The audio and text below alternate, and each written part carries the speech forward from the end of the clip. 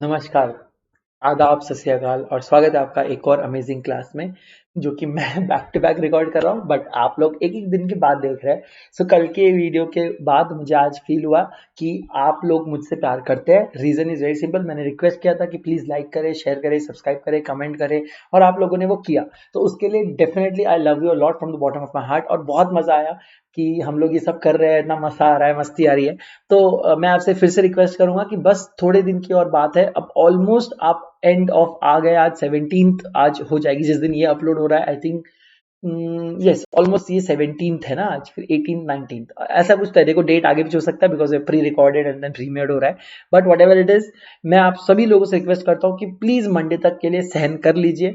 Monday onwards पूरा मई 21 तक हम लोग रहेंगे live live live live live.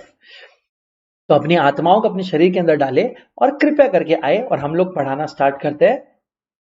Mistake, गलती से मिस्टेक हो गया। नमस्कार भाइयों बहनों, मेरा नाम है C Adarsh Joshi. I am a chartered accountant by profession and a professor by passion. I have wonderful grip on law and that is the reason I have been teaching law from so many years now. I have done my BCom from Brian Marshall College of Commerce, one of the most renowned recognized college here in Pune. I have wonderful grip on law and that is the reason I have been teaching law plus BCR from so many years now. And I have uploaded 300 plus videos on YouTube, Just Say Foundation channel as well as Unacademy Learning app, so that the students who are going to appear in December 20 or January 21 exams or May 21 or November 21 exams, they can be benefited from those videos. दोस्तों, Unacademy कैसे work करता है मैं बताऊं। पहले तो मैं आपको अनअकैडमी के बारे में बता दूं। अनअकैडमी इज अ ड्रीम, ये एक मिशन है, एक अमेजिंग प्लेटफॉर्म है जहां पर आपको किसी भी चीज के लिए प्रिपेयर कर रहे हो, आपको अमेजिंग से अमेजिंग फैकल्टीज लोएस्ट से लोएस्ट रेट में बेस्ट से बेस्ट एजुकेशन देते मिलेगी। एक नहीं, दो नहीं, अनेक। यानी कि एक सब्सक्रिप्शन में आपको अगर मल्टीपल फैकल्टीज चूज करने का मौका मिलेगा। पहले की सिचुएशन देखो, ट्रेडिशनल क्लासेस अलग हुआ करती थी जहां पर आप एक फैकल्टी के पास जाते थे, पैसा दे देते थे, अब वो अच्छा पढ़ाए बुरा पढ़ाए बस वही आपके करता धरता है। लेकिन अनअकैडमी इसको चेंज करना चाहता है। अनअकैडमी चाहता है कि हर स्टूडेंट यूनिक है, उसी तरह से हर स्टूडेंट के पढ़ने का तरीका यूनिक है, हर टीचर भी यूनिक होता है और उसके पढ़ाने का तरीका भी यूनिक होता है। सो एक स्टूडेंट को उतना मौका मिलना चाहिए कि वो हर एक टीचर के कई वीडियोस देखकर डिसाइड कर ले कि हाँ भाई यही अपना आदमी है या यही अपनी औरत है, मतलब यही अपना बंदा या बंदी है जिससे हमको पढ़ना है, यही हमारे एजुकेटर है, इन्हीं को हम रिस्पेक्ट देते हैं, इन्हीं से हम प्यार करते हैं, इन्हीं का पढ़ाया हमको समझता है, हम इनसे पढ़ेंगे। लेकिन अगर कभी मौका मिले हम किसी और को भी पढ़ना चाहे तो हम पढ़ सके, ये अपॉर्चुनिटी हमारे पास होनी चाहिए। और ये सब चीजों को सोच के हुए अनअकैडमी लर्निंग ऐप ये बना हुआ है। दोस्तों, जैसे ये फ्री ऐप आप iOS या एंड्रॉइड प्ले स्टोर से आप डाउनलोड करेंगे, they will ask you to choose a goal, जिसमें आपको गोल सेलेक्ट करना है सीए फाउंडेशन इंटरमीडिएट। अब जैसे आप ये गोल सेलेक्ट करते हो, you will get an option to go for plus. Now what is plus? बेटा प्लस में क्या होता है, आपको एक्सक्लूसिव 30 प्लस आवर्स के लाइव सेशंस कंटेंट मिलते हैं जो कि सिर्फ और सिर्फ आपके साथ शेयर किए जाएंगे और किसी के साथ नहीं। यानी कि जो प्लस स्टूडेंट्स है सिर्फ वही ये लेक्चर्स दे सकती है, प्रीमियम लेक्चर्स होते हैं बिकॉज ये पेड, मतलब बड़े बड़े फैकल्टीज के लेक्चर होते हैं। इनफैक्ट मेरे भी प्लस कोर्सेज कई सारे वो आप देख पाएंगे, सिर्फ आप जिनके पास प्लस कोर्स है। देन प्लस सब्सक्रिप्शन है। देन स्ट्रक्चर्ड कोर्सेज मिलते हैं इंग्लिश और हिंदी में 14 प्लस टॉपिक, और साथ में मेरे भी क्लासेस आपको मिलेंगे और नए courses are also getting publish every other day, जिसका बेनिफिट उठा सकते हो जो बाकी लोग इसके बेनिफिट नहीं उठा पाएंगे। Now let us analyse this. देखो बेटा, अनअकैडमी में 3 तरह के क्लासेस होते हैं, YouTube, special class, plus class. YouTube में क्या होता है बेटा, it's a free for all class, है ना। स्पेशल क्लास का था, again it is a free class जहां पर आप एक्सपीरियंस ले सकते हो हमारे ऐप का, which is a record breaking amazing app, जिसको बच्चे इतना प्यार और एजुकेटर्स इतना प्यार करते हैं जिसका लिमिट नहीं। इसमें लाइव क्विजेस और ऑल बहुत सारे ऑप्शंस आपको मिल जाता है। इसके अलावा होता है प्लस क्लास। ये जो है ये बेटा प्रीमियम क्लासेस होती है जो अमेजिंग फैकल्टीज पूरा ध्यान और मन लगाकर इसमें पढ़ाते हैं। इसमें कोई ऐसा एडवर्टीजमेंट नहीं होता, कुछ नहीं होता, बिल्कुल डायरेक्ट कंटेंट होता है, डायरेक्ट पढ़ाई होती है और एकदम अमेजिंग पढ़ाई होती है। तो आप किसी भी फैकल्टी को अगर आप देखते हो, पढ़ते हो, आपको लगता है इनका प्लस देखना है, आप सीए आदर्श रेफरल कोड यूज करके अगर आप सीए फाउंडेशन इंटरमीडिएट का प्लस लेंगे तो सीए फाउंडेशन इंटरमीडिएट में पढ़ाने वाले सारे फैकल्टीज का आपको वीडियो क्लासेस देखने मिल जाएगा। One subscription for all. ना सर कितना पैसा लगेगा? देखो बेटा, 4 सब्जेक्ट फाउंडेशन के, 8 इंटरमीडिएट में, टोटल 12 सब्जेक्ट्स होते हैं, जिसके लिए गिरी से गिरी हालत में आपको 1 लाख तक रुपए लग जाता है। लेकिन मैं यहाँ पर आपको बोल रहा हूँ 21,000 में, तो यहाँ पर 24 मंथ्स का सब्सक्रिप्शन है। 21,000 आपको पे नहीं करना है। क्यों? क्योंकि सर सी आदर्श रेफरल कोड आप लगाएंगे, आप क्योंकि मुझसे प्यार करते हो और आप चाहते हो कि मुझे सपोर्ट करना। मैंने आपको बताया कल ही कि कितना मेरे लिए अभी सपोर्ट जरूरी है। जैसे ही आप ये सी आदर्श रेफरल कोड लगा के 10% ऑफ ले लेंगे, आपको 18,900 में 24 मंथ्स का सब्सक्रिप्शन मिलेगा, जिससे कि आप 24 मंथ्स तक सीए फाउंडेशन इंटरमीडिएट में जितने भी 150-200 भले कितने भी फैकल्टीज पढ़ा रहे हैं, पढ़ा चुके हैं, पढ़ाने वाले हैं, मतलब ये फ्यूचर भी, हाँ 24 मंथ्स में जो नए फैकल्टीज आएंगे वो भी, उनके भी प्लस कोर्स आप देख पाएंगे, एग्जिस्टिंग भी देख पाएंगे, पुराने भी देख पाएंगे, फ्यूचर में आने वाले भी आप देख पाएंगे। रीजन इज वेरी सिंपल, क्योंकि 24 मंथ्स के लिए आपने प्लस सब्सक्राइब कर लिया है ना। आई एम नॉट श्योर कितने दिन तक ये इतना सस्ता रहेगा, बिकॉज इट इज अनरियल। मुझे इतने बच्चे पूछते हैं कि सर ये फ्रॉड तो नहीं है, ऐसे कि कोई भाग तो नहीं जाएंगे? बेटा नहीं भागेंगे, 5 साल के ऊपर का स्टैंडिंग है, हम लोग 5 साल से पढ़ रहे हैं, पढ़ा रहे हैं, और आप अकेले नहीं, हजारों लाखों बच्चे जुड़े हैं, millions and millions of watch minutes और व्यूज हर मंथ हम लोग निकाल कर ला रहे हैं। सो वो डर आप अपने दिमाग से निकालिए और ये सब्सक्रिप्शन आप ले सकते हैं। देन आपको अगर किसी पर्टिकुलर टीचर से पढ़ना है तो ठीक है, अगर आपको नए टीचर्स पे एक्सप्लोर करना है वो भी आप कर सकते हो। इनोवेटिव, क्योंकि होता है ना, बहुत सारे टीचर अपने अपने स्टाइल से कुछ नए नए कोर्सेज भी लेते हैं, वो सारे आप उसमें देख पाएंगे। तो ये बहुत अमेजिंग ऑप्शन है आपको 24, मतलब आप अल्टीमेटली पता है 18,900 को भी आप नो कॉस्ट ईएमआई में कन्वर्ट करा सकते हो और आप 6-7 से भी कम रेट में पढ़ाई करेंगे।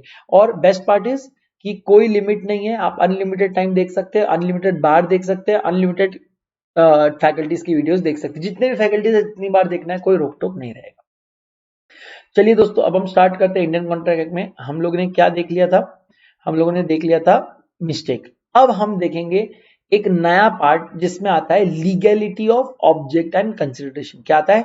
Legality of object and consideration. मैंने आपको बताया था कि सर देखो, सेक्शन 10 बहुत सारी चीजों की बात करता है, 11 चीजों की बात करता है। एक्चुअली सेक्शन 10 इटसेल्फ 6 चीजों की बात करता है, बट अदर देन सेक्शन 10 भी कुछ चीजें हैं जो हम इसेंशियल्स ऑफ वैलिड कॉन्ट्रैक्ट में पढ़ते हैं। टोटल 11 चीजें हम लोग पढ़ते हैं। उन 11 चीजों के अंदर ये भी एक चीज है, legality of object and consideration. Now what do you mean by legality of object and consideration? Sir, things are very simple. Say for example, अगर मैं आपको बोलता हूँ कि प्लीज मुझसे 1 लाख रुपए लीजिए और जाकर किसी का मर्डर करके आइए, you will not go and you will not murder anyone. And the reason very simple, because you know that it is illegal, and any object or a consideration, if it is illegal, it is not a valid contract। यानी कि अगर आपने मेरे लिए किसी का murder कर भी दिया और कल को अगर मैं आपको पैसे देने से मना कर दूं, आप मुझे कोर्ट ऑफ लॉ में सू नहीं कर सकते। Reason is very simple, court बोलेगा तूने इलीगल एग्रीमेंट किया ही क्यों? तेरा illegal agreement was a void agreement, और तूने किया क्यों? Because why void? बिकॉज ये इसेंशियल्स ऑफ वैलिड कॉन्ट्रैक्ट को फुलफिल नहीं करता है। So while consideration and object are lawful, and of course आपको ये भी देखना है that which all considerations and objects are lawful and which all are not. से फॉर एग्जांपल देखिए, the consideration or object of an agreement is lawful unless it is forbidden by law। now what do you mean by forbidden by law? हम ये सारी चीजें detail में पढ़ने वाले। Hello, मैं आपको सिर्फ अभी लिस्ट डाउन करूंगा कि हम क्या क्या पढ़ने वाले हैं। हम आगे अपकमिंग लेक्चर्स के अंदर ये सारी चीजें पढ़ने वाले हैं कि what do you mean by forbidden by law या which all are forbidden। अब आप ही बता दो यार, अगर बीफ बैन है, मैं आपके साथ बीफ सेलिंग कर रहा हूं, तो क्या ये लीगल है? नहीं, मतलब ये क्या है? forbidden by law।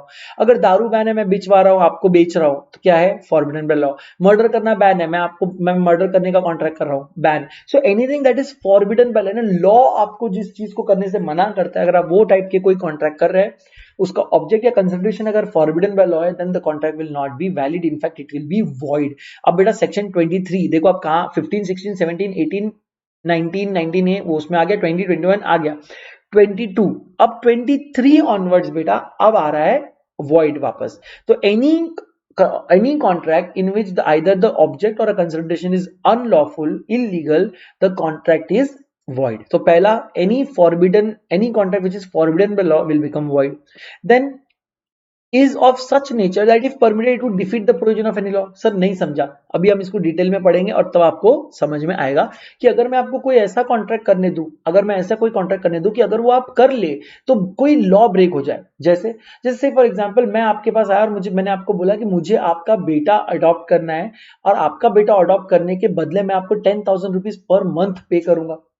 सर इसमें क्या, मुझे समझा नहीं है क्या कॉन्ट्रैक्ट है? मैं आपका बेटा आपसे अडॉप्ट कर रहा हूं और उसके बदले में आपको 10,000 रुपीज पर मंथ पे कर रहा हूं। It is as good as buying a child.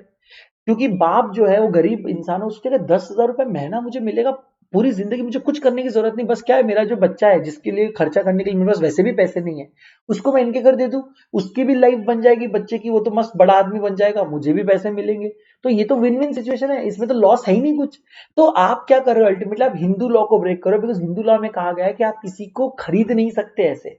आपको अगर अडॉप्ट करना है तो आपको लॉ फुलफिल करके अडॉप्ट करना है, और ये जो है अडॉप्शन रूल्स को ब्रेक करता है। So any kind of a contract जो आप अगर मतलब अगर आप उसको अलाउ कर दे तो लॉ डिफीट हो जाए, will result into void contract.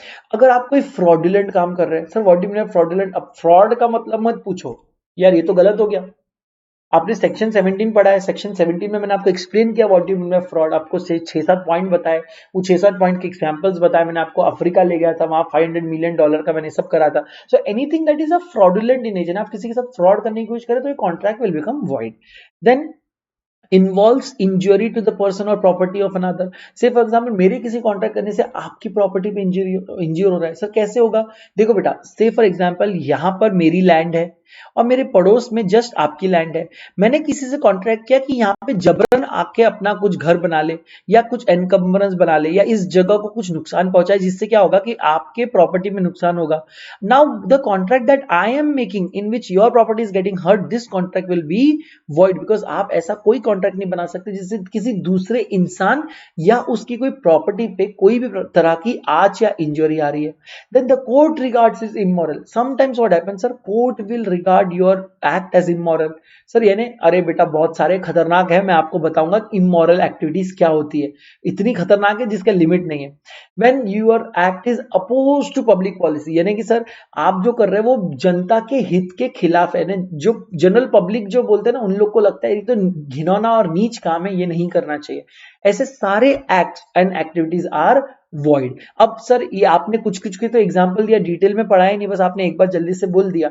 इसका रीजन ये है कि बेटा आपको एक एक चीज इन डिटेल पढ़ना है, एक एक चीज विद एग्जांपल इन डिटेल पढ़ना है, और उसके बाद ये चैप्टर कंप्लीट होगा।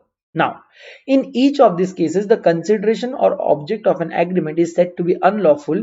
Every agreement of which the object or consideration is unlawful becomes void. और ऐसी जगह पे मैंने आपको क्या बोला, क्या यूज करेंगे आप? Very good. सो यहां पर आप यूज करिए, ये पूरा लाइन हाईलाइट करने लायक है, that every agreement of which the object or consideration is unlawful becomes void, as simple as that. या अब वो पेपर पे मेरे से अच्छे से होता है, अब यहाँ क्या है, स्क्रीन पे देख के नीचे हाईलाइट करना पड़ता है ना, समझ रहे हो मैं क्या बोल रहा हूँ? आप में से कुछ बच्चे जो उस दिन मुझे बोल रहे थे कि वो टीचर बनना चाहते हैं, वो थोड़े दिन में ये सब समझ जाएंगे कि हाउ डिफिकल्ट इट इज। निहायती घटिया किया है मैंने, I know, I understand, but कोई मुझे कुछ नहीं बोलेगा इस बारे में। वाई? बिकॉज मैं टीचर हूं और आप मुझे नहीं बोल सकते ऐसे, अलाउड नहीं करता हूं मैं। सर जाने दो ना सर, समझ गया ना सर, प्लीज जाने दो सर। ओके, ऑब्जेक्ट कंसिडरेशन अगर आपका अनलॉफुल है, the contract will be void. Now okay, so in following examples the agreement is void because of unlawful object. पहला, Mr. A, B and C enter into an agreement for division among themselves the gains acquired or to be acquired by way of fraud.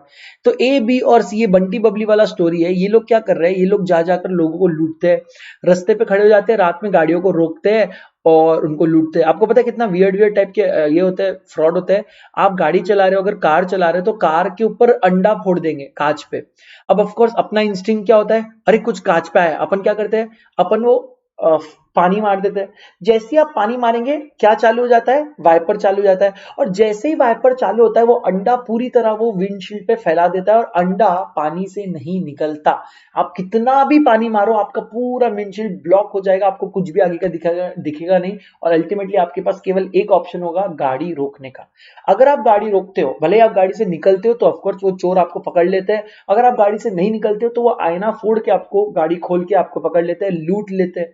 ऐसा ही एक गिरोह था, ऐसा ही एक गिरोह था जो यही काम करता था कि लोगों की गाड़ियों पे अंडे मारने का। रात के टाइम पे सुनसान गली में अंडे मारते ही आउट ऑफ इंस्टिंक्ट लोग क्या करते हैं, विंडशील्ड चला दिया। जैसे ही वो चलाया पूरे स्विंग आपने उनका काम कर दिया, पूरे स्विंग अभी हो सकता है ना एक ही जगह पे लगा हो, आपकी व्यू नहीं खराब हो रहा हो, लेकिन जैसे ही आप वो वाइपर चालू करेंगे वो आप उसको हर जगह फैला दे रहे हो। तो अगर इस बात को याद रखना, अगर आपके साथ कभी ये दुर्घटना हो, कोई अगर अंडा या कुछ भी आकर आपके विंडशील्ड पे गिरे, तो एक सेकंड रुकिए, सोचिए क्या इसको आप हटाना चाहिए, क्या ये हटेगा, और उसके बाद ही आप लगाइए। वरना अगर मैं तो आपको बोलूंगा कि आप इसको चलाते रहिए इसी हालत में, जब तक कि कोई लाइट वाला एरिया, पुलिस स्टेशन या कोई सेफ एरिया नहीं आता, भीड़ भाड़ वाला एरिया नहीं आता, देन आप उतरिए, कागज कपड़े से साफ करके आगे भाग जाइए। यही आपको मैं सलाह दूंगा। तो ऐसे ये गिरोह था, यही करता था। वो क्या करते थे, फिर उन लोगों ने बीच में कॉन्ट्रैक्ट हो गया क्या, कि हम हर हफ्ते ऐसे ही पूरा हफ्ता लूटेंगे लोगों को, और हफ्ते के एंड में एक पर्टिकुलर जगह पे मिलेंगे, अपना अपना सारा पैसा लाएंगे और इक्वली डिवाइड कर लेंगे। Now my question to you is this contract valid among all this people? जो ये लोग बोल रहे हैं कि हम लोग अलग अलग तरह से चोरी करेंगे, और जिस सारे लोग हमारा पैसा लेंगे, सैटरडेज को एवरी सैटरडे हम लोग इस पर्टिकुलर जगह पे मिलेंगे और हम लोग हमारा पैसा शेयर करेंगे, एक दूसरे के साथ हम लोग बांटेंगे। My question to you is this legal, lawful? No.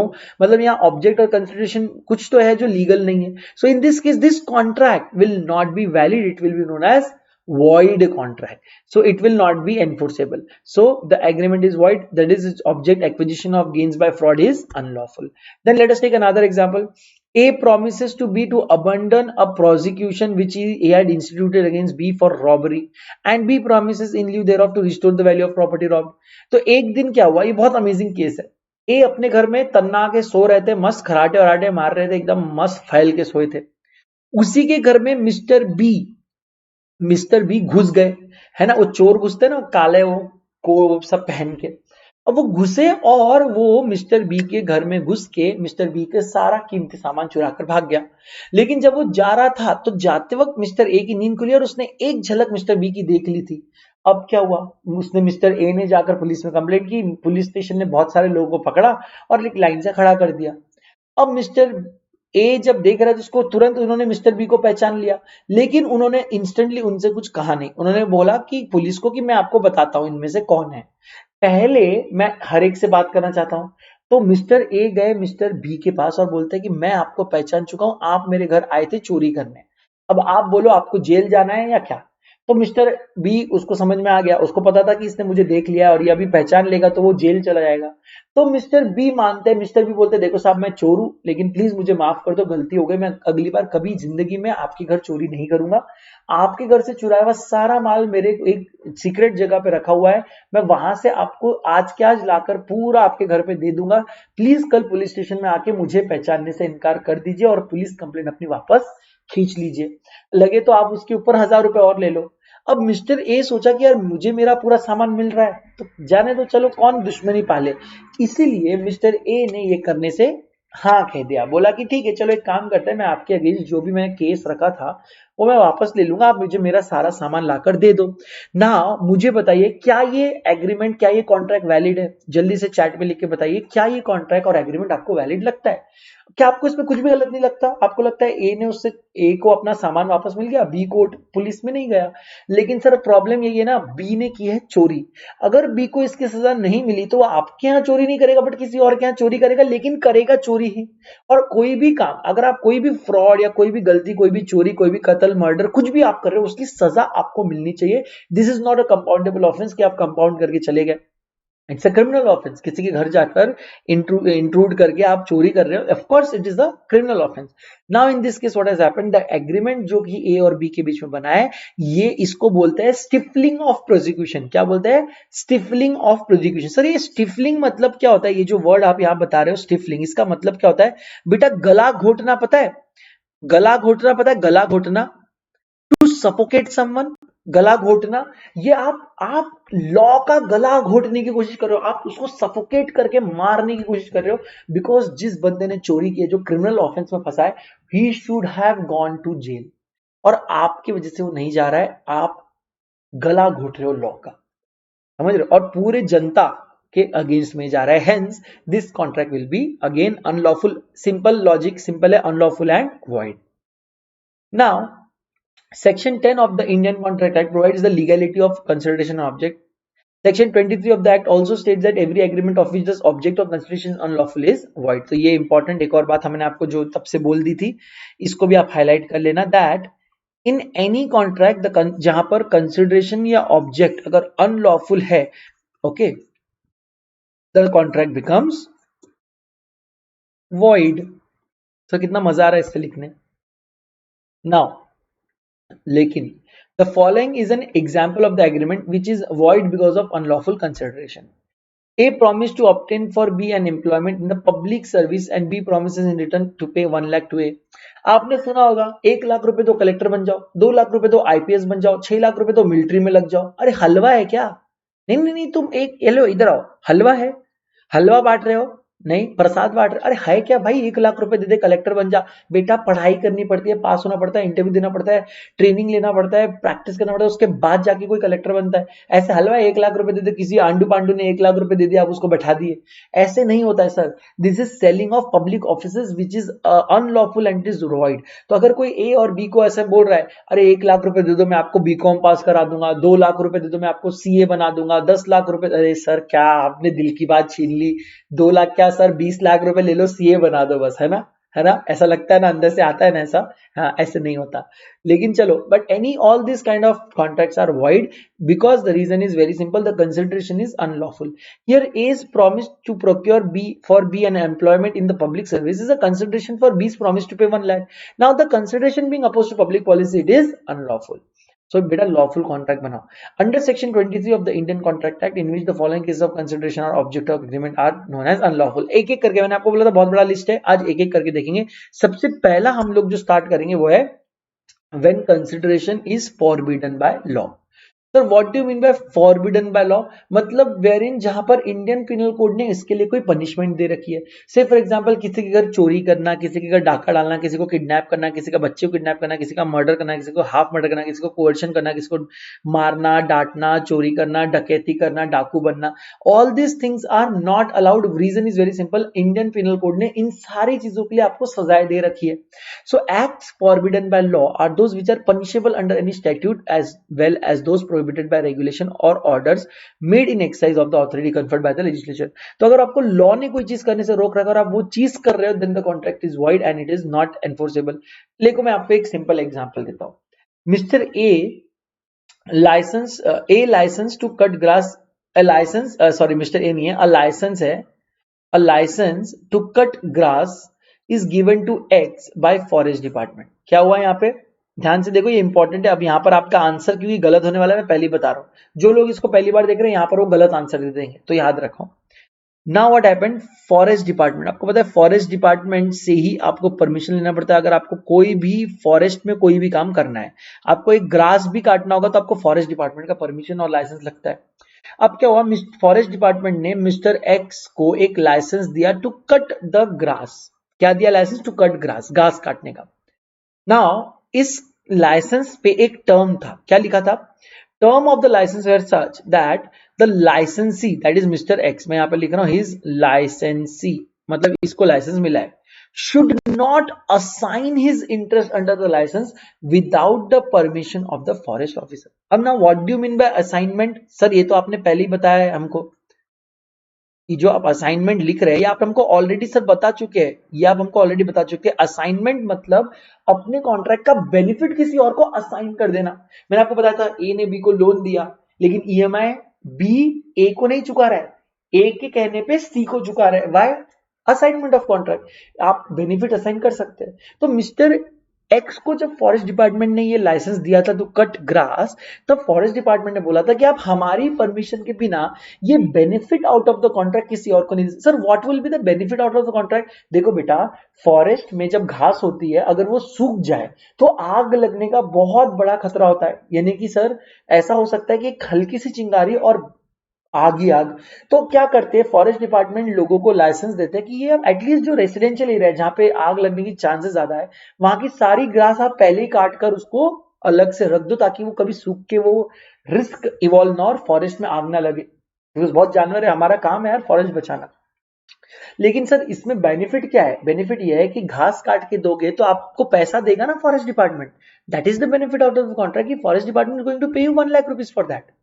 Now, Mr. X, if he wants to assign the benefit out of the contract to someone else, यानी कि मिस्टर एक्स अगर चाहते कि वो ग्रास काटे लेकिन पैसा मिस्टर वाई को मिले, रीजन व्हाटसोएवर, हो सकता है एक्स और वाई का कोई उधारी हो, है ना, वॉट एवर। तो अगर mister X is trying to transfer or maybe assign the interest in the contract to someone else, forest department बोलता है कि आप डायरेक्टली मत करिएगा, प्लीज हमसे पूछ के करिए।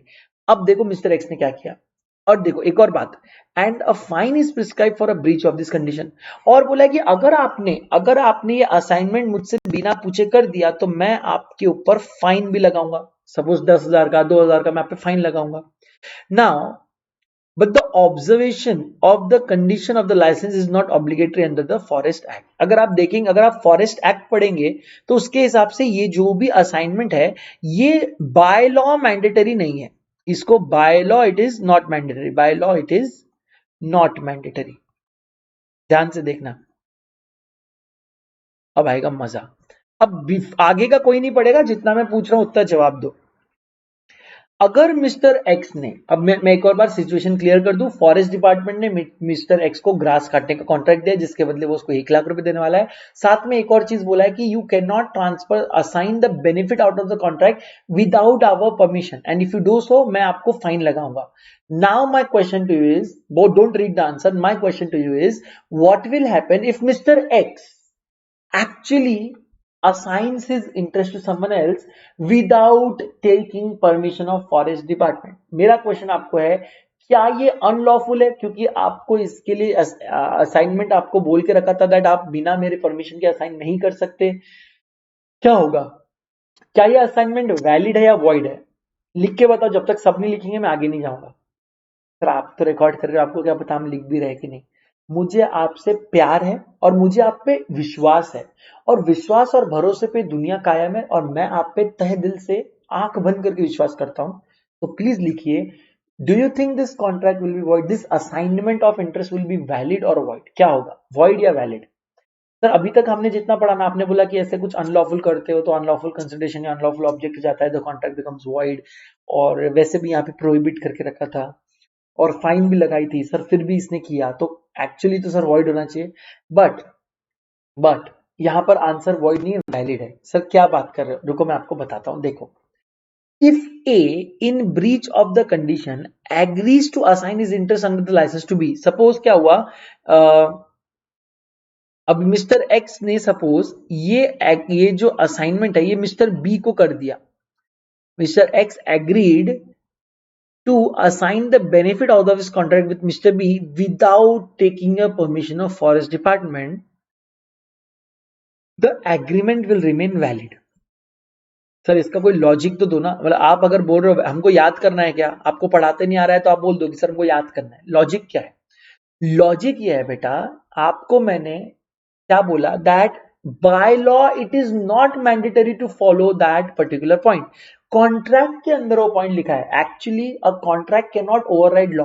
मैं कोई तरह का कॉन्ट्रैक्ट करके लॉ से आगे कुछ नहीं लिख सकता, बिकॉज लॉ इज लॉ, उसके अंदर रह के हमको कॉन्ट्रैक्ट करना है। 1 पॉइंट। सेकेंड पॉइंट, आपने हमको क्या बोला कि मेरे परमिशन के बिना असाइन मत करो वरना फाइन लगा दूंगा। आपने क्या बोला, मेरे परमिशन के बिना असाइन मत करो वरना मैं फाइन लगा दूंगा। मैं मानता हूं मैंने आपके परमिशन के बिना असाइन किया, तो आपको कोई अधिकार नहीं है इस असाइनमेंट को वॉइड करने का। आपका अधिकार क्या है, फाइन लगाने का, लगाओ ना fine, I am ready to pay the fine.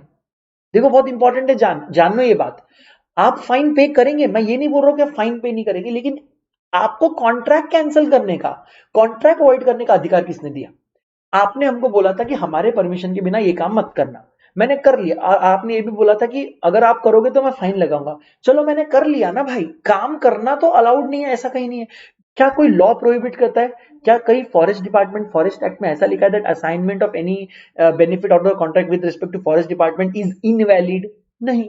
Then my assignment is valid, but I am eligible to pay damages, I am eligible to pay fine। मैं फाइन लगाओ ना आप, you cannot repudiate the contract, and reason is very simple, forest department ने prohibition लगाया, मैंने prohibition तोड़ा, उन्होंने मुझ पे फाइन लगाया, मैं फाइन भरूंगा, but the actual contract of assignment of interest will be valid. Here, the assignment is not prohibited by law. The condition against assignment has been imposed only for administrative purposes or solely for the protection of revenue. It is not made with the intention of stopping or withholding a party from assigning his benefit. So, अगर law में assignment नहीं रोकते, आप सिर्फ अपने condition को आप रख रहे हो, आप वहां पे फाइन लगा रहे हो, मैं फाइन देने रेडी हूँ कि भाई गलती मैंने की ना, मैंने परमिशन लेनी चाहिए थी, मैंने नहीं ली, गलती मेरी है, मैं fine भरूंगा. But the assignment that is made by me is not void, it is perfectly valid and the other party gets all the rights to receive the money. So मैं बोल रहा था यहाँ पे आंसर बहुत लोगों के गलत होंगे. आई होप आप लोग का भी आंसर समझ में आए. नाउ व्हेन कंसिडरेशन और object defeats the provision of law, मैंने आपको एक छोटा एग्जांपल इसका दिया है, मैं एक और बार दे देता हूं. What do you mean by defeat by law? Sir, legislative enactment would be defeated by an agreement by a debtor not to plead limitation, as the object is to defeat the provision of Limitation Act. Sir, Hindu law is defeated by an agreement to give son in adoption in consideration of annual allowance to natural parents. ये मैंने आपको इसका example दिया था. Say for example, Mr. X बहुत गरीब है, एकदम पुअर पर्सन है, उसके पास एक सन है Y. ओके, उसका बेटा है वाई. नाउ मिस्टर जेड और डब्ल्यू, ये mister and Mrs Z and W ये बहुत रिच फैमिली से बिलोंग करते हैं. इनको ये बच्चा बहुत स्मार्ट लगा, तो मिस्टर जेड और मिसेस डब्ल्यू ने मिलकर एक ऑफर दिया है मिस्टर एक्स को. क्या ऑफर दिया? आप अपना सन हमको अडॉप्ट करने दो, इसके बदले हम हर साल आपको 1 लाख रुपीज पे करेंगे पर ईयर, यानी 1 लाख रुपए पर ईयर. आप नेचुरल पेरेंट जो है मिस्टर एक्स और उनकी वाइफ को हर साल 1 लाख रुपए मिलता रहेगा और मिस्टर वाई बच्चा कहलाएगा जेड और डब्ल्यू का. ना अगर मैं इस कॉन्ट्रैक्ट को परमिट करूं, देखो सर प्रॉब्लम कुछ नहीं है, इस कॉन्ट्रैक्ट को अगर मैं परमिट करूं तो हिंदू लॉ ब्रेक हो जाता है. बिकॉज हिंदू लॉ में कहा है कि आप पैसा देके किसी को अडॉप्ट नहीं कर सकते, अडॉप्शन का प्रोसेस गवर्नमेंट से ही आपको फॉलो करना है. आपको पता है इंडिया में you can not choose a baby, baby chooses you. मतलब आपको कोई भी आ सकता है, वो अंधा लंगड़ा लूला कैसा भी बच्चा हो सकता है, लड़का हो सकता है, लड़की हो सकता है, कितने भी एज का हो सकता है. Government will allot you and then you will have to adopt. आप अपने मर्जी से अपने मनपसंद बच्चे नहीं अडॉप्ट कर सकते, बिकॉज उससे क्या होता है कि ऐसा माना जाता है कि होंगे कि कुछ बच्चे अगर गोरे होंगे, कुछ लड़के होंगे, तो वो जल्दी अडॉप्ट होंगे. I am very sad to say that, but ये आज भी लोग करते हैं. गिवन एन ऑप्शन, कोई भी माँ बाप या कोई भी बंदे ये नहीं बोलेंगे कि अरे ये बच्चा अंधा है, अरे ये बच्चा गूंगा है, मैं इसको अडॉप्ट कर लेता हूँ, या चलो ये लड़की है काली है, मैं इसको अडॉप्ट करूंगा. ये बहुत बुरी बात है. मुझे बहुत दुख होता है ये सारे सेंटेंसेस बोलते वक्त, लेकिन ये हार्ड कोर रियलिटी है हमारी सोसाइटी का. आप कितना चाहे आंखें बंद करके रह ले, आप जितना चाहे अंधे हो जाए, बट अल्टीमेटली आपको कभी ना कभी सच्चाई देखनी पड़ेगी, और ये वो सच्चाई है. तो इसीलिए गवर्नमेंट को भी ये चीज पता है, इसलिए उन्होंने बोला कि नहीं नहीं, आप नहीं सिलेक्ट करेंगे. ये कोई मतलब आप ये कोई शॉपिंग नहीं हो रही है, आप किसी की जिंदगी के लिए जिम्मेदार है और वो आपके लिए जिम्मेदार होने वाला है आगे जाकर. ये एक बहुत बड़ा स्टेप है. पहले तो वो इतना एक्सटेंसिव बैकग्राउंड वेरिफिकेशन करते हैं कि ये माँ बाप कैसे है, इनका परिवार कैसा है, इनके पास पैसा तो है खाने पीने का, ये ख्याल रख पाएंगे ना बच्चे का, उसको एजुकेशन दे पाएंगे, कपड़े दे पाएंगे, खाना दे पाएंगे, अपने बच्चे की तरह पालेंगे, कोई क्रिमिनल ऑफेंस तो नहीं है, कोई चाइल्ड अब्यूज का ऑफेंस तो नहीं है, कोई ड्रंक या कोई ऐसा तो नहीं है कि बाप बहुत दारू पीता है तो वो अच्छा संस्कार नहीं मिलेंगे बच्चे को. आपका पूरा बैकग्राउंड वेरिफिकेशन होने के बाद अगर आपकी प्रोफाइल सिलेक्ट होती है, तब जाके आपको सरकार ऑप्शन देती है कि चलो अब आप हम जो बता रहे हैं वो बच्चा अडॉप्ट कर लो. तो it is not easy to adopt a child, I am saying again and again. So अगर मैं आपको ऐसा ऑफर दूं कि अरे आपका बच्चा तो बहुत अच्छा लगा मुझे, मैं एक काम करता हूं, आपको हर साल 1 लाख रुपए दूंगा, आप तो बहुत गरीब है, मैं आपके बच्चे को पढ़ा लिखा के बड़ा करके डॉक्टर बनाऊंगा, मुझे आप उसको अडॉप्ट करने दो, यानी कि आज से वो मेरा बेटा कहलाएगा, आपका नहीं. इसके बदले मैं आपको हर साल 1 लाख रुपए दूंगा. If I allow this contract, it will result into violation of Hindu law. And any contract which if permitted if results into violation of law is illegal and void and cannot be enforced. So in this case also this contract will be known as void and it cannot be enforced by anyone. So the word defeat the provision of any law must be taken as limited to defeating the intention which the law has expressed. The court looks at the real intention of the parties to an agreement, and if the intention of the parties is to defeat the provision of law, the court will not enforce it. So अगर आप अगर आप कोई agreement कर रहे हो जिसमें debtor need not plead limitation, then in that case again it will defeat the limitation of statute of limitation. से फॉर एग्जांपल मैं आपको बताता हूँ, इसको भी मैं एक्सप्लेन कर देता हूँ। मिस्टर ए और मिस्टर बी इन दोनों ने कुछ परचेज और सेल का कॉन्ट्रैक्ट किया। मिस्टर ए ने कुछ सेल किया मिस्टर बी को ऑन क्रेडिट। अब क्रेडिट पे सेल करने के बाद क्या होने वाला था, mister B should have paid to mister A. तो मिस्टर ए और मिस्टर बी ने ऐसा कॉन्ट्रैक्ट किया कि मिस्टर ए जो है ये स्टैट्यूट ऑफ मिस्टर ए, क्योंकि ये बोल रहा है कि मैं उधारी दे रहा हूं, तो मैं एक रूल रखूंगा। क्या रूल रखूंगा कि स्टैट्यूट ऑफ लिमिटेशन एक्ट ये हम पे अप्लाई नहीं होगा। इसका मतलब सर, इसका मतलब ए बोल रहा है कि ऐसा नहीं है कि 3 साल में तूने अगर मुझे पैसा नहीं दिया या मैं तेरे ऊपर केस नहीं किया तो 3 साल बाद मैं रिकवर नहीं कर सकता। ये कौन बोलता है? ये स्टैट्यूट ऑफ लिमिटेशन एक्ट बोलता है। लेकिन मैं उधारी देते वक्त ही आपको क्या बोल रहा हूं कि ये एक्ट हमारे उधारी पे अप्लाई नहीं होगा, यानी कि मैं आपसे 10 साल बाद भी ये पैसे रिकवर कर सकता हूं। ये तो गलत है ना। आप लॉ के ऊपर कैसे जा रहे हो? आप how are you overwriting law? Law is written by हमारे पार्लियामेंट, हमारे कॉन्स्टिट्यूशन के अंदर रहते हुए अथॉरिटी से लॉ बनता है ना। मैंने आपको बताया था स्टेट लेजिस्लेचर है ना, मैंने आपको बताया था कि नहीं, लोअर हाउस हायर हाउस, मैंने आपको पूरा बताया, राज्यसभा लोकसभा, मैंने सब बताया कि सेंटर कैसे लॉ बनाता है। एक बिल टू एक्ट का journey from bill to act मैंने आपको पूरा बताया। लोकसभा, फिर उसमें discussions, voting, Rajya Sabha discussions, voting, फिर कभी कभी ज्वाइंट सेशन में जाता है, फिर प्रेसिडेंट के पास जाता है, फिर ऑफिशियल गैजेट में जाता है और फिर वो लॉ बनता है। ऐसे इतने खतरनाक प्रोसेस से बने लॉ को आप अपने एग्रीमेंट से ओवरराइड कर देंगे और हम चुप बैठेंगे। जब लॉ बोलता है कि 3 साल के बाद आप कोई भी डेट टाइम बार्ड हो जाती है और आप उसको क्लेम नहीं कर सकते, आप कौन होते हो उस लॉ को तोड़ने वाले और उस लॉ के ऊपर अपना खुद का एग्रीमेंट बनाने वाले कि 10 साल तक भी मैं आपसे मांग सकूंगा? You cannot make any law, because if I allow this contract, you will ultimately result into breaking of a statute of limitation act, and hence in this case also it will be void and it will not be allowed. So मैंने आपको दो cases बताए, एक है कि आप अगर कोई भी लॉ को ब्रीच करने के कॉन्ट्रैक्ट कर रहे हो, दूसरा मैंने आपको अडॉप्शन का केस बताया। इन बोथ द केसेस आप लॉ को ब्रीच कर रहे हो which is not allowed. So if whenever the consideration or object defeats the provision of law, the contract will be void. Now, when it is fraudulent, say agreement which are entered into to promote fraud, they are void.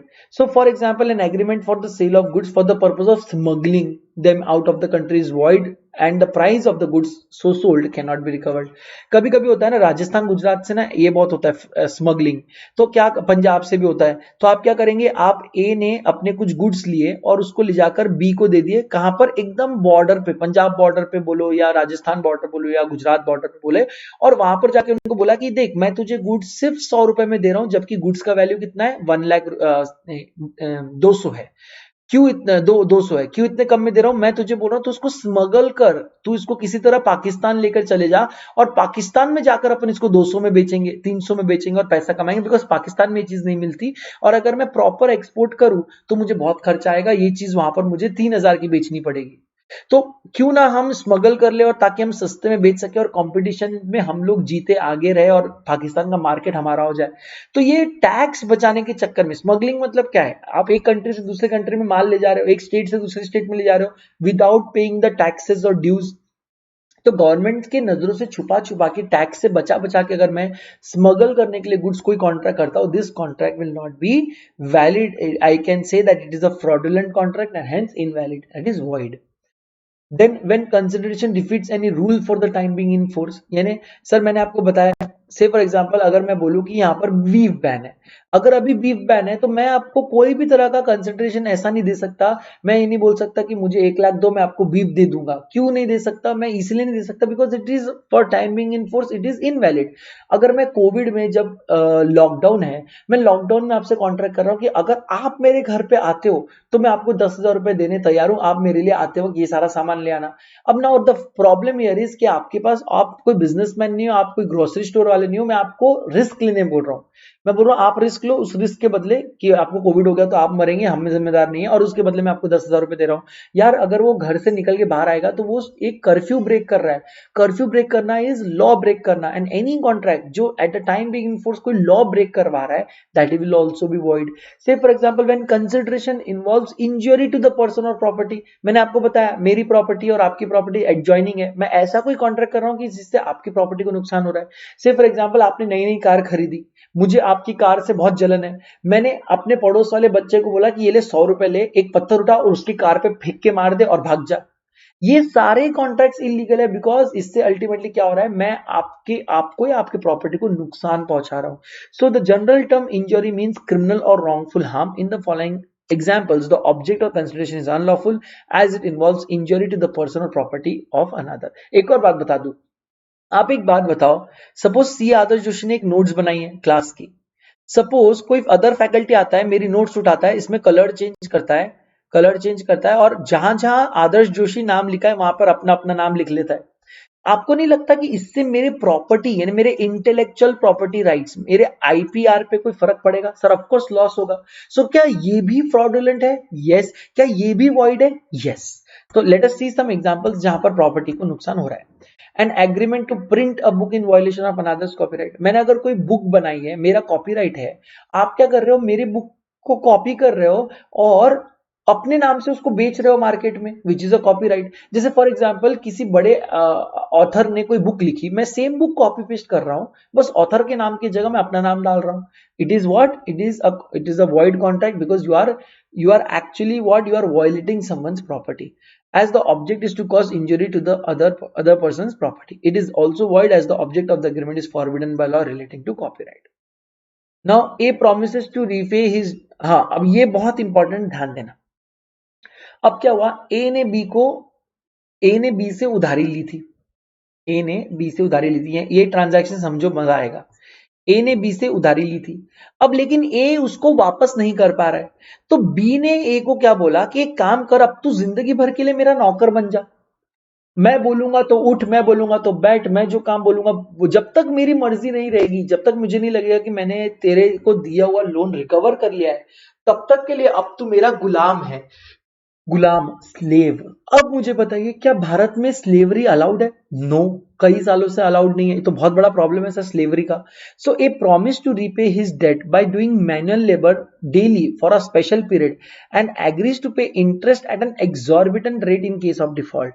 Here A's promise to repay by manual labor is a consideration for the loan and this consideration is illegal as it imposes what in substance amount to slavery. आप किसी के slave, गुलाम बनने की बात कर रहे हो, which is not legal in India. In other words, as a consideration involves injury to the person of A, the consideration is illegal and here the object too is illegal as it seeks to impose slavery which is opposed to public policy. कोई भी नहीं चाहता कि हमारे देश में आज भी स्लेवरी रहे, वरना लोग एक दूसरे को लोन देते, लोगों को एक के गुलाम बना लेंगे और जिंदगी भर अपना काम निकलवाएंगे, जो कि पहले हुआ करता था. और कई लोगों की जिंदगी, कई, अच्छा जिंदगी लोगों की नहीं, कई पीढ़ियां इसमें चले गई. मैंने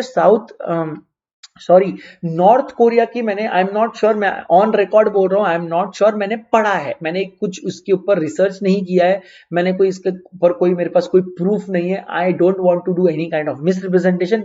मैंने ऐसे कुछ वीडियोस देखी थी जहां पर ऐसा बोलते हैं कि नॉर्थ कोरिया में भी जब सजा मिलती है तो आपको नहीं, आपके परिवार को सजा मिलती है, यानी कि आप तो जिम्मेदार रहेंगे, साथ में आपके होने वाले बच्चों को भी सजा काटनी पड़ेगी. तो पहले के जमाने में स्लेवरी ऐसा ही होता था कि भाई आपके पर पिताजी ने कुछ इतना बड़ा पैसा लोन ले लिया था कि अब उनकी पूरी पुश्तें चुका ही रही है, वो चुका रहे थे, वो भी गुलाम बने, उनके बच्चे भी गुलाम बने, उनके बच्चे भी गुलाम बने, आप भी गुलाम बन गए, आपके बच्चे भी गुलाम बनेंगे और वो पैसा ही नहीं चुका पा रहे. गवर्नमेंट को ये रियलाइज हुआ कि ये कुछ ऐसे बड़े लोग हैं जो थोड़ा बहुत अमाउंट देते थे और किसी को अपना गुलाम बना लेते थे और एक इतना बड़ा इंटरेस्ट रेट लगाते थे कि ये कभी अमाउंट चुकता ही नहीं था. वो बंदा मर जाता था, उसका बच्चा उसको रिप्लेस करता था, लेकिन ये अमाउंट चुकता नहीं था. और ऐसे करके उन्होंने कई लोगों को बेवकूफ बनाकर अपने गुलाम बनाकर रखे. कोई हाथ दबा रहा है, कोई पैर दबा रहा है, कोई खेती कर रहा है इनके लिए, कोई दूसरे घर में खाना बना रहा है, साफ सफाई कर रहा है, मस्त आलीशान जिंदगी, राजाशाही जिंदगी जी रहे थे. तब गवर्नमेंट ने सोचा कि ये गलत है, ये हम अलाउड नहीं करेंगे, स्लेवरी विल बी बैंड. कोई भी इंसान दूसरे इंसान के लिए ढोर मेहनत करने के लिए जिम्मेदार नहीं रहेगा, स्लेव, गुलाम बनने के लिए जिम्मेदार नहीं रहेगा. आप आइदर पैसा चुकाएंगे, अगर आप नहीं चुका पाते तो आपकी स्टेट से चुकाया जाएगा, लेकिन आपके बच्चे आपकी उधारी के लिए जिम्मेदार नहीं रहेंगे. आप इंसॉल्वेंट हो जाए, हाथ खड़ा कर दे, आगे वाला पार्टी को लॉस बेयर करना पड़ेगा, लेकिन आप गुलाम नहीं बनेंगे.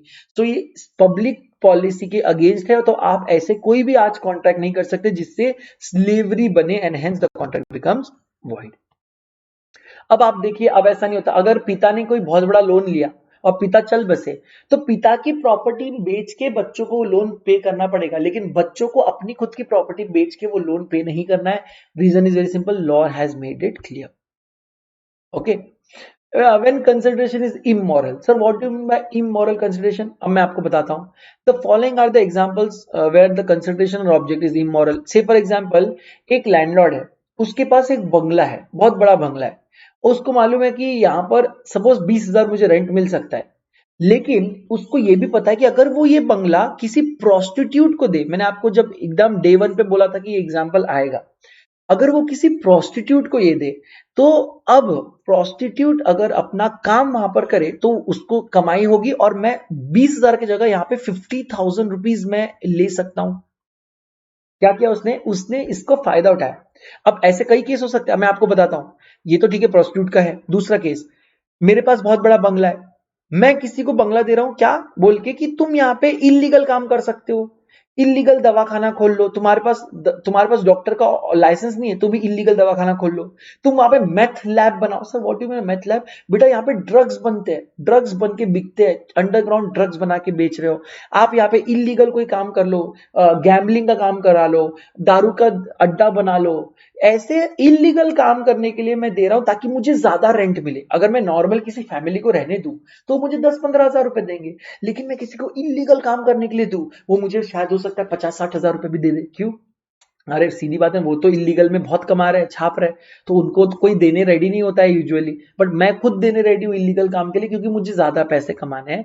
तो ऐसे केस में the contract will not be valid. And अगर कल को ये प्रोस्टिट्यूट या जो ये इलीगल काम करे, ये लोग अगर आपको पैसा देने मना कर दे, या ये लोग बोले कि नहीं मैं 50,000 नहीं, मैं सिर्फ 10,000 रुपए दूंगा, आप इसके बदले कुछ नहीं कर सकते। You can not go into court, और आप ये नहीं बोल सकते कि अरे मैंने इसको ये घर इसीलिए दिया था ताकि ये अपना बिजनेस करे और मुझे ज्यादा रिटर्न मिले। तो कोर्ट बोलेगा कि आपने इमोरल काम के लिए, आपकी विचारधाराएं गलत है, आपके इंटेंशन, आपके मॉरल्स गलत है, आप नीच किस्म के काम कर रहे हो, आप इमोरल एक्टिविटी के लिए अपना घर दे रहे हो ताकि ज्यादा पैसे आप कमा सको। ये कोर्ट अलाउ नहीं करता, ये पब्लिक अलाउ नहीं करती, हमारे एथिक्स अलाउ नहीं करते, एंड हम ये कॉन्ट्रैक्ट को वॉइड कहलाते हैं। मैंने आपको सेकेंड भी बता दिया। से फॉर एग्जाम्पल मैं आपको बताता हूं, वेयर वन पर्सन, अगर एक मिस्टर पी है, उन्होंने 1 लाख रुपए एडवांस किए मिसेस डी को। किसको? मिस्टर पी ने मिसेस डी को। ये पति पत्नी नहीं है बेटा, मिस्टर पी एक अलग इंसान है, इसने एक मैरिड वुमन को 1 लाख रुपीज दिए और बोला कि अपने पति से ये पैसा लो और अपने पति से डिवोर्स ले लो, और डिवोर्स का भी खर्चा मैं दूंगा, ये 1 लाख रुपए तुम रख लो, और जैसे ही आपका डिवोर्स हो जाए आप मुझसे शादी कर लो। Now it is again immoral, आप किसी का घर बर्बाद करने के लिए पैसा डाल रहे हो, which is immoral, oppose to public policy, and hence it should not be held valid. So यहां पर देखो सेकंड केस में, P had advanced money to D, a married woman, to enable her to obtain divorce from her husband, and D had agreed to marry him as soon as she could obtain a divorce. It was held that P was not entitled to recover the amount since the agreement had for its object the divorce of D from her husband, and the promise to marriage given under these circumstances was against good morals and it cannot be held valid. So आप ऐसे illegal, immoral या oppose to public policy कोई भी काम करेंगे, in case में क्या होगा, हम उसको इलीगल वॉइड मानेंगे और आपको लीगल मतलब इसका हम वैलिडिटी नहीं देंगे। Then when consideration is oppose to public policy, अब एक और इंपॉर्टेंट चीज, मैं ये वाला पॉइंट मैं पूरा नहीं पढ़ाऊंगा, मैं आपको बता दूं, एक सेकंड रुको मैं आपको बता दूं। यस, मैं आपको ये वाला पॉइंट पूरा नहीं पढ़ाऊंगा, रीजन वेरी सिंपल, ये बहुत बड़ा पॉइंट है और कल की जो बैच है उसमें हम इसको डिटेल में पढ़ेंगे, बिकॉज इसमें बहुत सारी चीजें आती है। Now what do you mean by public policy, पहले ये आप समझ लो, बिकॉज देखो पब्लिक पॉलिसी बहुत बड़ा भी टर्म हो सकता है, बहुत छोटा भी हो सकता है। मैं आपको बताता हूं, किसी और के किसी और के जमीन पे अपना घर बनाना is illegal, oppose to public policy. किसी राह चलते इंसान को गाड़ी से ठोकर मार देना, अपोज टू पब्लिक पॉलिसी। किसी का कुछ चुरा लेना, अपोज टू पब्लिक पॉलिसी। अभी क्या होता है ना, ये अपोज टू पब्लिक पॉलिसी ये ऐसी चीज है कि इसको आप अगर बहुत ज्यादा वाइड करोगे तो कभी कभी नॉर्मल ट्रांजेक्शन भी अपोज टू पब्लिक पॉलिसी हो जाएंगे, नॉर्मल ट्रांजैक्शन भी अपोज टू पब्लिक पॉलिसी हो जाएंगे। और अगर आप इसको बहुत नैरो कर दोगे तो इलीगल ट्रांजैक्शन वैलिड हो जाएंगे। तो अपोज टू पब्लिक पॉलिसी को आपको एकदम मीडियम और परफेक्ट रखना है ताकि आप इसमें हर गलत चीज इन्वॉल्व हो जाए और सही चीज अलाउ हो जाए। तो कैसे? The freedom to contract may become illusory unless the scope of public policy is restricted. आपको पब्लिक पॉलिसी का स्कोप अनलिमिटेड नहीं रख सकते, वरना कोई इंसान, जैसे मैं बोलूंगा कि मुझे बाजू का प्लॉट खरीदना है, मैं बोला मेरे घर के बाजू में जो प्लॉट है मुझे वो खरीदना है, तो मैं वो खरीदने जा रहा हूं, तो लोग बोलेंगे it is oppose to public policy. भाई आप खरीद लोगे तो किसी और को खरीदने का मौका नहीं मिलेगा, तो ये तो जनता के साथ अन्याय हो गया। अरे येड़ा है क्या तू? तो जनता के साथ अन्याय ये ऐसा है वर्ड कि ये इसको आप जितना डिटेल में जाओगे उतना ज्यादा हो जाएगा, और जितना नैरो रखोगे उतनी चीजें, इलीगल चीजें भी लीगल बन जाएगी। तो इसको क्या करें, तो इसको एग्जैक्ट सेंटर में आपको रखना है। Okay, in the name of public policy, freedom of contract is restricted by law only for the good for the community। Only जो जिससे कम्युनिटी का कुछ अच्छा हो वही चीज यहां पर अलाउ होनी चाहिए। In law public policy covers certain specified topics, जैसे जैसे ट्रेडिंग विद एनिमी, देश के दुश्मनों के साथ काम करना, स्टिफलिंग ऑफ प्रोसिक्यूशन, मैंने आपको बताया स्टिफल करना मतलब सफोकेट करना, गला घोट देना, अगर आप लॉ का गला घोटने की कोशिश कर रहे हो। चैम्पर्टी मेंटेनेंस, दोस्तों वैसे तो मैं आपको चैम्पर्टी मेंटेनेंस के बारे में अगले आने वाले इसमें बहुत पढ़ाने वाला हूं, बट मैं आपको बता दूं चैम्पर्टी मतलब illegal agreement in which a person with no previous interest in the lawsuit financially with the view of sharing the disputed property in the suit.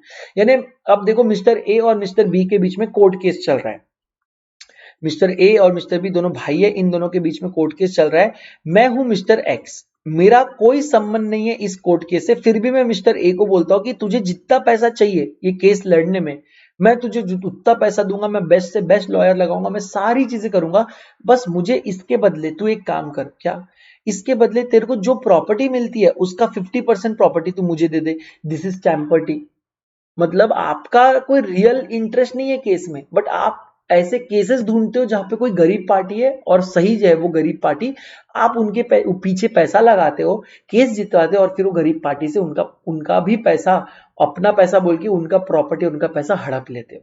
आप ऐसे नीच इंसान हो जो दूसरे लोगों के काम के बीच में अपना पैसा डालते हो, ताकि आपको कोई इंटरेस्ट नहीं है, आपका कोई फर्क नहीं पड़ रहा ए जीते या बी जीते, आप बोल रहे हो कि भाई मैं पैसा लगाऊंगा कोर्ट केस का, तुम बस जीतने के बाद 50% प्रॉपर्टी मुझे दे देना।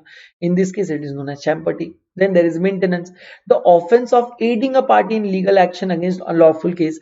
मेंटेनेंस भी बेटा यही है कि आप बोल रहे हो कि आप, मैं आपको पैसा दूंगा, मैं आपके केस में पैसा लगाऊंगा, आप जब जीतोगे सूद समेत मेरा पैसा वापस दे देना, विद इंटरेस्ट, एग्जॉर्बिटेंट इंटरेस्ट लगाओगे, तो ये भी मेंटेनेंस है। अब देखो कभी कभी ये वैलिड भी होते हैं, कभी कभी इनवैलिड भी होते हैं, हम अगले लेक्चर में देखेंगे when champerty and maintenance is valid and when champerty and maintenance is not valid, मैं आपको बता रहा हूं। देन इसके अलावा हो सकता है interference in the course of justice, आप लॉ के बीच में आ रहे हो, आप मैरिज ब्रोकरेज कॉन्ट्रैक्ट कर रहे हो। Sir what do mean marriage brokerage contract? मैं आपको बोलूंगा मैं आपको ऐसा लड़का दिलाऊंगा जो आपको 1 लाख करोड़पति हो, लड़के को बोलूंगा मैं तुझे ऐसी लड़की दिलाऊंगा जहां पे आपको 10 करोड़ का दहेज मिले, अगर 10 करोड़ का दहेज मिलता है तो 20% दहेज मैं लूंगा।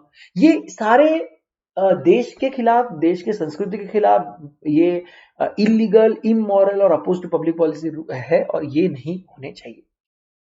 Then sale of public offices, what do mean by public offices? Sir public offices मतलब मैं आपको बोल दूं जैसे कमिश्नर, कलेक्टर, है ना, जो भी गवर्नमेंट के ऑफिशियल्स है, ये सारी पोजीशन पे आपको पढ़ाई करके एग्जाम देके और वैलिडली इलेक्ट होके वहां पर आना पड़ता है। आप ऐसे पैसा देके कलेक्टर या कमिश्नर नहीं बन सकते, तो ये भी इलीगल कॉन्ट्रैक्ट्स होते हैं। So agreement tending to create interest against duty, agreement tending to create monopolies, agreement not to bid at an auction are also opposed to public policy, and attempt to enlarge the scope of doctrine is bound to result into curtailment of individual freedom of contract. So we will, tomorrow's lectures we will see कि what all things are valid, what all things are actually opposed to public policy, जो कि void हो जाएंगे। तो आज के लिए हम इतने पे कंट्रोल करते हैं। आई नो कि चैम्पर्टी मेंटेनेंस ये ऐसे सवाल है कि जो मुझे कंटिन्यूसली पूछे जाएंगे, sir what do mean by champerty, what do by maintenance, मैं आपको बताया है, और कल हम इसको डिटेल में एक्सप्लेन करने वाले हैं कि एक इंसान दूसरों की मदद कर रहा है, मतलब किसी और पार्टीज का केस है, मैं उसको सिर्फ पैसा दे रहा हूं, मैं उसको बोल रहा हूं कि तेरे को केस लड़ने में जितना पैसा चाहिए मुझसे ले, जैसे ही तू केस जीत जाए और तुझे प्रॉपर्टी मिले, आधा प्रॉपर्टी तू मेरे नाम कर देना। यानी आप 10,000 रुपए लगा रहे हो और लाखों की प्रॉपर्टी हड़प लोगे, तो ये सब चैम्पर्टी मेंटेनेंस है, ये अलाउड नहीं है, इलीगल है, अपोज टू पब्लिक पॉलिसी, और हम लोग इसके बारे में और पढ़ेंगे आगे जब हम अगला लेक्चर लेंगे। तो आज के लिए बस इतना ही, बस आप जल्दी से इन सवालों का जवाब दे दीजिए।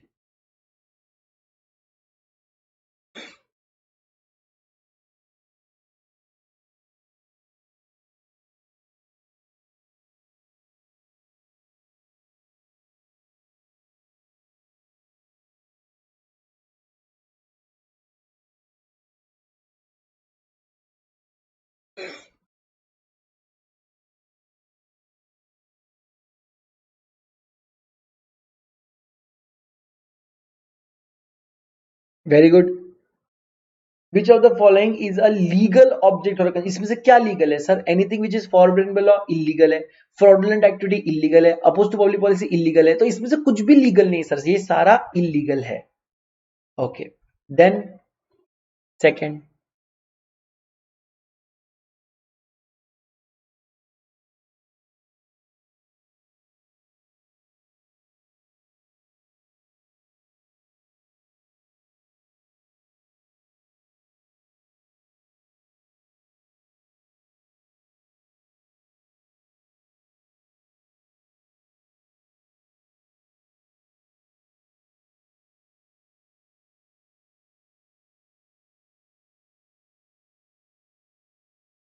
void. A agree to share fraudulent gains. तो illegal contract. Illegal contracts are void.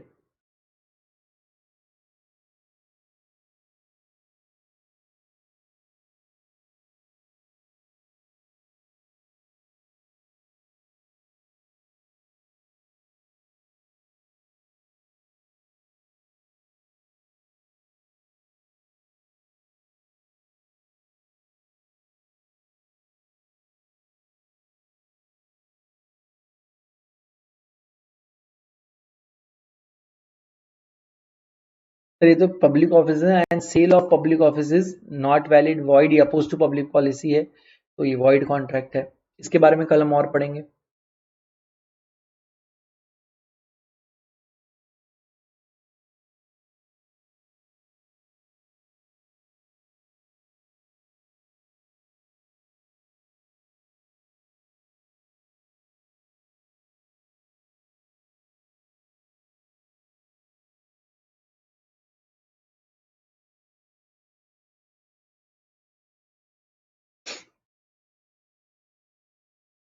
Yes, ये परफेक्टली वैलिड कॉन्ट्रैक्ट है. आप पैसा दे रहे हैं, वो प्रॉमिस कर रहा है आपको लॉ पढ़ाएगा, ये परफेक्टली वैलिड. इसमें कुछ इलीगल नहीं है. पढ़ाना इज अ लीगल काम.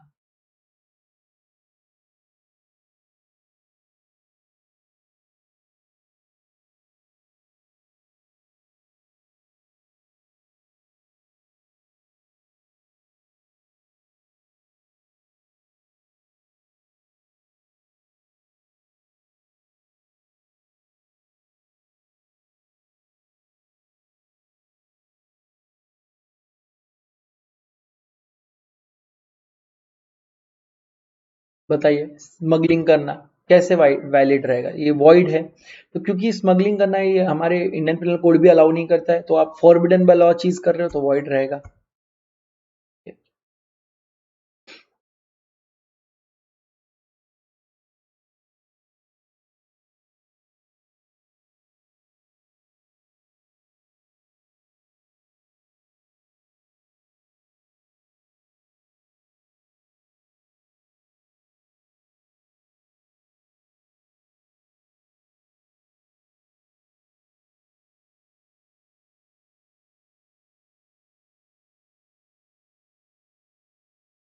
Yes, it is also void. Very good.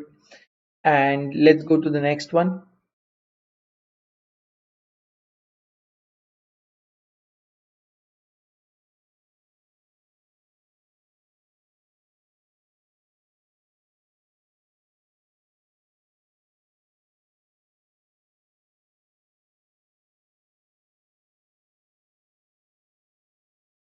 पता नहीं, कोई बात नहीं. I'm so sorry for the disturbance.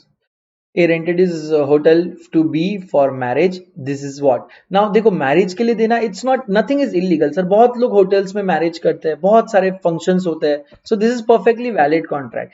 Prostitution वाला वॉइड था, but this is a perfectly valid contract. It should be allowed. There is no problem as such in this contract. Okay, so nothing invalid. आप इसका answer कीजिए, तब तक मैं noise देख के आता हूँ किस चीज का है.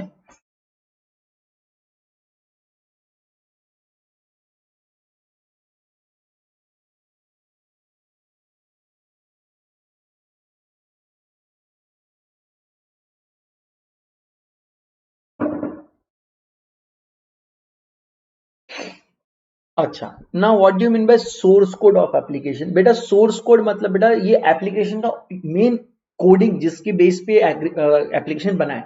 अगर कोई भी ऐप का कोड चोरी हो जाए तो कोई भी उसको डुप्लीकेट कर सकता है। फॉर एग्जाम्पल आपने ऐप बनाया, फॉर एग्जाम्पल फेसबुक, अगर मैं फेसबुक का पूरा कोडिंग ही चोरी कर लूं तो मैं फेसबुक की जगह माई बुक करके कुछ एक नया एप्लीकेशन बना सकता हूँ एंटायरली लाइक फेसबुक। तो अगर किसी भी एप्लीकेशन का आप सोर्स कोड ही चुरा लोगे तो आप खुद वो बना लोगे। तो ऐसे तो ये क्या हो गया, ये किसी की प्रॉपर्टी, जैसे मैं आपको बोला इंटेलेक्चुअल प्रॉपर्टी राइट, जैसे मेरी बुक्स कोई चुरा के अपना नाम रखे, वैसे मेरा बनाया हुआ ऐप उस कोडिंग चुरा के आप अपना नाम से वही सेम ऐप बना लो, तो ये भी वॉइड कॉन्ट्रैक्ट, बिकॉज इससे किसी की प्रॉपर्टी को नुकसान पहुंच रहा है। और ऐसे कोई भी ऐप जिससे किसी की प्रॉपर्टी को नुकसान पहुंचता है, they are of course void. So don't forget that I love you from the very bottom of my heart and thank you for joining in today. God bless you all and keep yourself happy, keep yourself calm, keep yourself cool. And मैं आपको बोल रहा हूँ बहुत कम दिन बचे हैं दोस्त, बहुत कम दिन बचे हैं। जल्द ही मैं लाइव आने वाला हूँ और ये बस प्रीमियर के दिन अब खत्म हो गया, अब इतने दिन निकाल लिए, बस थोड़े 1-2 दिन और एंड देन हम लोग लाइव मिलने वाले हैं। एनीवेज मैं जब भी मुझे मौका मिलता है मैं आपसे लाइव मिलता रहता हूँ, कोई ना कोई अच्छे से इंटरेस्टिंग यूनिट्स और टॉपिक्स मैं आपके लिए लेकर आता रहता हूँ। So with this I will take your leave for today. Thank you for joining, God bless you, stay cool, stay happy and see you in the next one. Don't forget to use the referral code C Adarsh. Don't forget to like the video यार, आप like comment subscribe करते रहेंगे तो मेरा नाम बनता रहेगा, मेरा नाम बनता रहेगा तो मैं कंटिन्यू कर पाऊंगा। अगर आप सच में दिल से चाहते हो मुझसे पूरा कोर्स पढ़ना चाहते हो तो आपको इन वीडियोस को लाइक करना है, शेयर करना है, सब्सक्राइब करना है, आपको हमको ऐप पे फॉलो करना है, अपने दोस्तों को हमारे बारे में बताना। आप जितने ज्यादा लोगों को हमारे बारे में बताते रहोगे उतने ज्यादा पॉसिबिलिटी कि हमको ये यहाँ पर पूरे क्लास में पढ़ाने का मौका मिलता जाएगा। अगर आप हमको पढ़ाएंगे नहीं, हमको आप अगर बढ़ाएंगे नहीं, हमारा नाम नहीं आगे बढ़ाएंगे तो अनअकैडमी हमको कितने दिन तक सस्टेन कर पाएगा। तो आपके ऊपर है, अगर आपको हमसे क्लासेस पढ़ना अच्छा लगता है, आपको लाइव क्लासेस का मजा आता है, अब मैं थोड़े दिन लाइव आने ही वाला हूं, आप मेरे कई लाइव क्लासेस देखे, आप पहले के भी लाइव क्लास देख रहे हो, तो आपको इन वीडियोस को अच्छा रिस्पॉन्स देना है यार, तभी ये पॉसिबल है, अदरवाइज ये पॉसिबल नहीं होगा। ठीक है, so with this I will end the class for today. God bless you, stay cool, stay safe, stay blessed and I will see you in the next one. Don't forget to use the referral code C Adarsh. आप सारे faculties के classes देख पाएंगे जो plus में है, जो CA foundation intermediate में पढ़ाते हैं, अगर आप सी आदर्श रेफरल कोड यूज करके प्लस बाय करते हैं तो। Thank you.